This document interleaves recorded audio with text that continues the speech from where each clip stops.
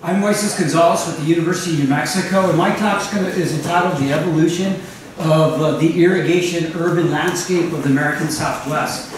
I start with an image from my community, which is just outside of Albuquerque, and I start with this,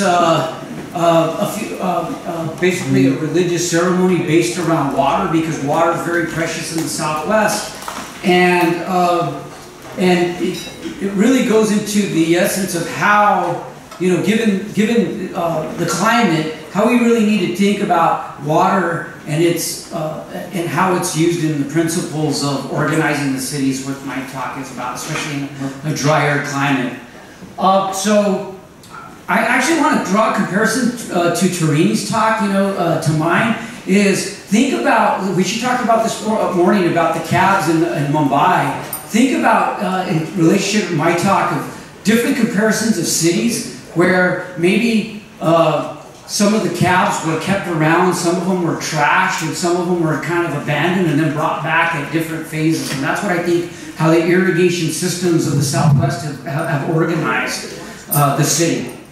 So I'm going to start with this image. A lot of what I do as an urban designer, my methodologies draw from urban morphology. So it's understanding urban form from this idea of contestation, adaptation, and conflict, and how that evolves the city. So I want to show this map of 1771. It's the Urrutia map of the Southwest.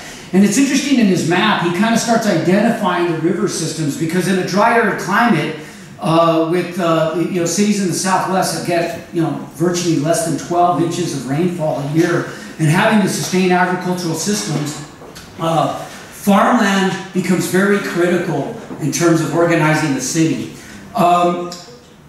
Francisco talked earlier that I would probably touch on the Les de las Indias, the town principles that organize Mexican town planning and town planning in northern Mexico. So I'm going to talk a little bit about that. And so in this idea of organizing pueblos, which was basically a town or a settlement in the Spanish in the Spanish colonial period in New Mexico, you started with organizing a plaza with an irrigation system, farm plots, and communal grazing areas. And if you look at at least the Spanish in the colonial period, or you look in terms of the United States under the formation of the Jeffersonian grid, these are all abstractions of how, if we look at even American planning methods today, or we look at how we used to organize cities, these are just theoretical abstracts of how we organize space, right? Because they don't necessarily play out in terms of terrain, topography, social economic conditions that challenge these ideas. However, it's kind of interesting when we look at the morphology in the city and look at territorial boundaries, how they're embedded in the city. So a major principle, this is the city of Santa Fe. We can see the boundary of Santa Fe, New Mexico. What's interesting enough, and it's kind of how it's evolved in its boundary, we can still see the formation of the boundary of what was called the Pueblo League. The way a town settlement with the Pueblo League basically looked at a Pueblo League from the plaza in each direction, which basically is equivalent of 2.6 miles in each direction, and formulated 4 square miles, which was basically the town settlement. So for this presentation, I'm going to compare 3 cities and how they evolved, and how they evolved under these Spanish-Mexican town planning principles, and how they've adapted and changed, and how they've dealt with this idea of resurrecting this material memory that was really buried away underneath the city, and how it's how new ideas and values of thinking about the city, especially dealing with climate change and cultural identity, how that's transforming, right? So one thing that I'm going to start about in terms of talking about these principles of town planning in these cities is looking at how the laws of the Indies organize central plazas and farmland.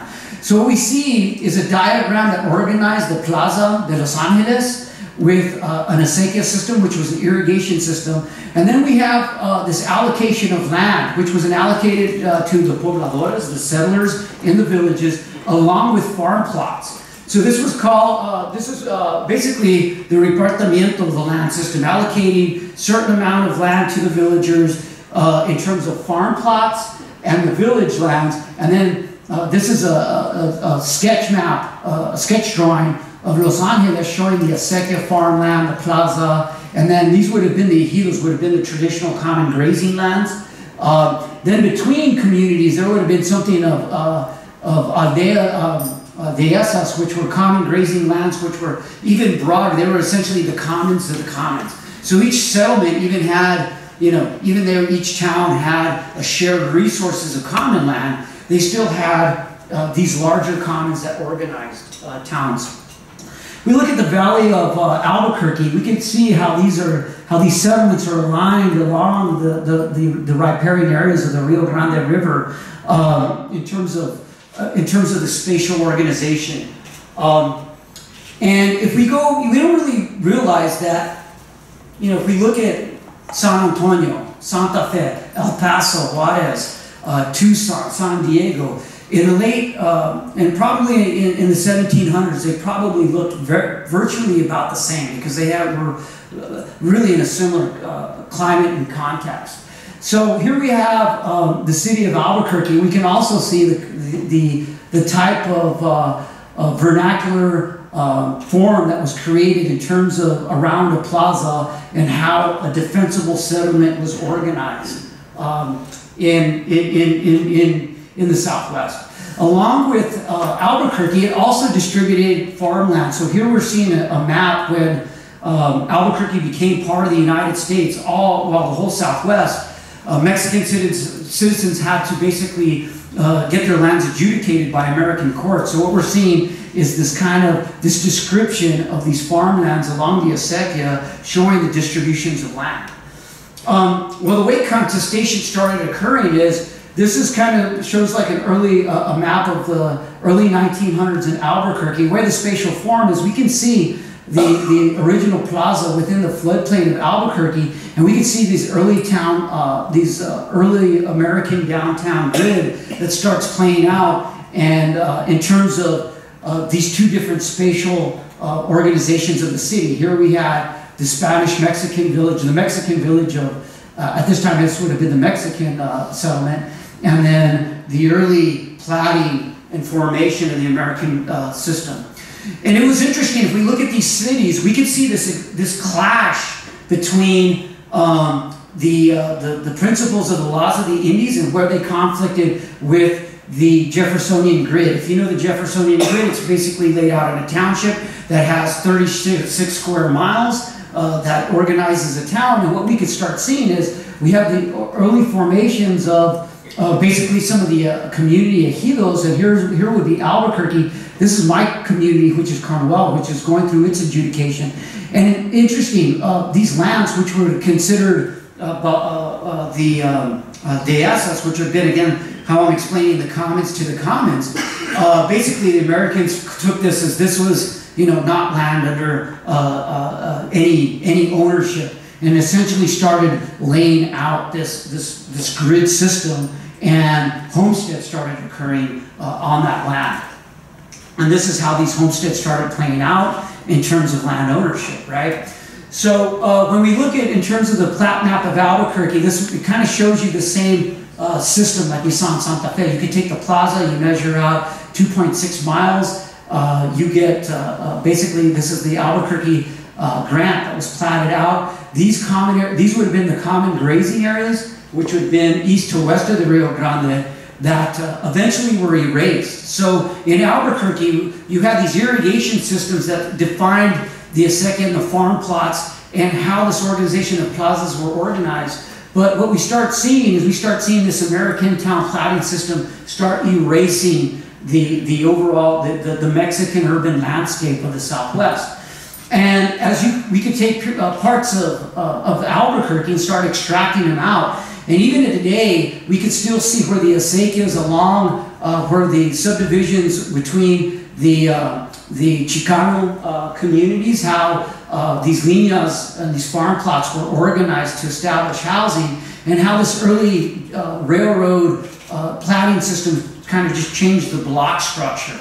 And as the city grows, you start seeing this transformation. However, even though Albuquerque has grown, we have lost probably less historical acequias in Albuquerque. In this map, you see all the irrigated blue kind of canals in this map, and the green identifies acequia irrigation networks that were abandoned. So overall, we look at Albuquerque. If I were going to again draw from the analogy of the taxi, there's still some of that remnants where Albuquerque maintained this system that still is part of the cultural landscape and identifies the cultural landscape of Albuquerque. And it's kind of interesting when we go to these kind of showing examples of each city. San Antonio, Texas was organized basically under the same principles, right? We have the historic plaza, we have the acequia system, right? The acequia para regadío. This is a map from 1767, and you see the allocations of the suertes, which were the farmlands. So we saw the allocations in Los Angeles, and then around the plaza would have been the solares, which would have been an individual farm home site. But you know, as soon as San Antonio becomes part of the United States, we can actually see this land grab. Here's a map showing the land claims within the San Antonio area. Here we have the original Pueblo League of San Antonio with all these kind of claims for grazing land and farmland right outside of San Diego. What's interesting, to look about San Antonio is it went through this whole period of erasure of the acequias. Acequias in the going up to the late 1800s and even early 1900s, some of the acequias used in San Antonio were actually part of the public water system, right? So I kind of want to go on this theme that we kind of talked about this morning about, kind of talking about taxi cabs, right? In American town planning, there's been this idea about public safety and protecting the public health, where we kind of saw organization of the city as a way to sanitize the city, right? And in that period, just along like probably Chicago was, taking out, kind of butcher shops downtown. In the Southwest, you had this idea that saying these irrigation systems and these landscape systems need to be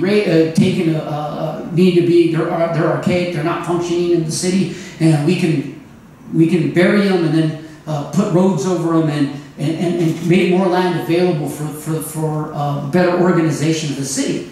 However, so what we see, this is a map of the photo of the Espalda Aqueduct, which has been revived. This is a picture from 1885, and actually I got this from Jose Rivera, who we'll talk a little bit later. But this is a picture he took from October 2001. What I'd like to say about what I find very interesting about the revival of the acequia network in San Antonio is how they've been able to take, just even looking at the river walk and this idea of reestablishing the acequia network as a vital part of the urban landscape. It's kind of interesting how this evolution has occurred, and where this sanitation of the city and getting rid of these systems has shifted in thinking as a ways, how do we take the cultural patrimony of the city and take what's buried several feet under the ground and make it part of a vital feature of the urban form of the city, right? So again, going back to LA, LA is a different case. Here is the arrangement of the conceptual organization of the governor of California in the late 1700s. But if we zoom fast forward, basically Los Angeles had the same pattern. It was a communal land grant where you had the plaza situated in the middle of the Pueblo League. You measured 2.6. There was a little different change in terms of the boundary, because there was an overlap between another community land grant, which I think this is the Arroyo Seco, I believe, in the map. So what we're seeing is the adjudication by the American court systems in LA. What's interesting, if we look at this map of 1849, you know, the Mexican-American War was in 1848, we start immediately seeing this ironclad grid system within the Pueblo League. So we see this kind of contestation of space, where we have the organization of the original plaza. You have the irrigation acequia systems. We see the organization of the far plats of the Suertes, but we kind of start seeing how this grid network starts to overtake that urban landscape. This is an interesting map from 1868 by William Moore.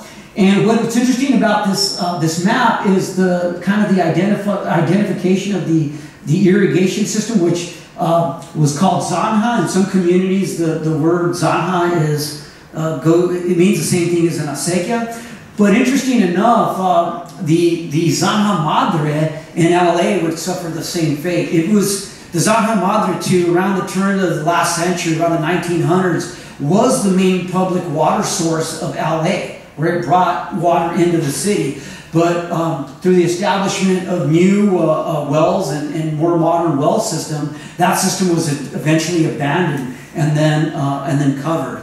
And little by little, it's kind of interesting. I'm using an old image of the city, kind of looking at a similar projection in a Google 3D map. And this would be the plaza in LA, but it's kind of interesting how we can see, like, you know, this transformation of how, you know, the common lands, the dehesas, or this common grazing areas, taking away where a lot of the river was put into a concrete ditch, and then to do with flood drainage. And then we could see a lot of the industrial area where it was the traditional acequia farmland in LA. And then, you know, we could still see the remnants of the plaza, but interesting enough, it's hard to kind of see how we could see how that urban landscape is embedded in that landscape, but you really have to you know, if you're really attuned to how those landscape features or those cultural features were organized to create the urban form, you'd have to be able to read it or be trained to read it. And interesting enough, the common grazing areas known as the Chavez Ravine was made way for Dodger Stadium. So I'm going to talk a little bit about this idea of rediscovery of landscape. So where we are today, I think, in these three stories of evolution is that these three cities have you know, somewhat abandoned certain pieces of their landscape, and some of them have still kind of continued the purpose and the meaning of the acequia system. For example, Albuquerque still has a lot of irrigation farmland within its boundaries, and it's funny, in the cultural identity of the city, it's not something that people in Albuquerque, they know the acequias are there and we benefit from that, but we don't identify as that system being part of, you know, we take it for granted. Where I think in San Antonio, there was this direct action to say, how many of you been to San Antonio and walking the Riverwalk, right? You probably don't notice it, but that's an act of the city really trying to portray itself as a new Latino city that's really trying to understand its cultural past and reintegrate it into its urban form, which has gone to some of the revitalization in the La Vita Plaza, which is a little bit south of the main plaza. And interesting enough, we see the Los Angeles River project, which is now, there's a process now where the city of LA is trying to come up with a restoration plan to where, like just in the case of El Paso, where it's just a glorified concrete ditch, a way where that concrete can be removed in a way where the river can act in its more natural form, and where residents of the city, where East LA was kind of disconnected from the old plaza, it's a way where, you know, where community members of Arroyo Seco can finally connect from its historical setting as a connection and a circulation network between the plaza of Los Angeles and connected to through the river and connected to the neighborhood.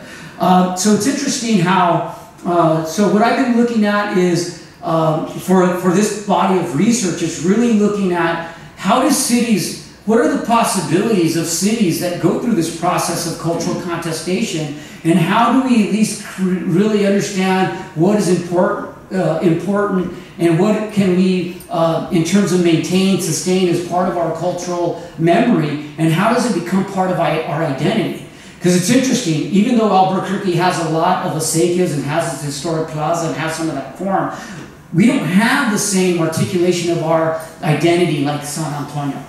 And interesting, just like Los Angeles, it's really trying to repair. Right now there's a process for the Alley River Restoration Project, and there's plans underway to restore the old Zanja. Actually, it's literally buried just 6 feet under the ground, so how can it be kind of restored in some way? And that goes along with the restoration of the Plaza of Los Angeles.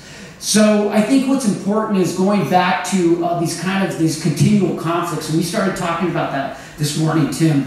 I think the conflict is this practice of planning and urban planning in the United States that really is driven by efficiency and quantifying and being able to develop efficient transportation systems, building systems, how to manage natural systems. And I think I think we need to take a step back and really look at what does identity mean, and what does it really mean in terms of the cultural values in our city. That's where I think right now there's this conflict between the quantified planner that wants to sample and really come up with a way to rationalize the city, which I think, that's impossible to do. And there's this whole movement about what does identity and branding mean in a city and what's important. So, it's not a conflict that's going to be resolved anytime soon. But I think through these types of interactions and us writing about that, we can hopefully push back and retain the blue taxis or the black taxis in Mumbai, right? Because that's what it's about. Thank you.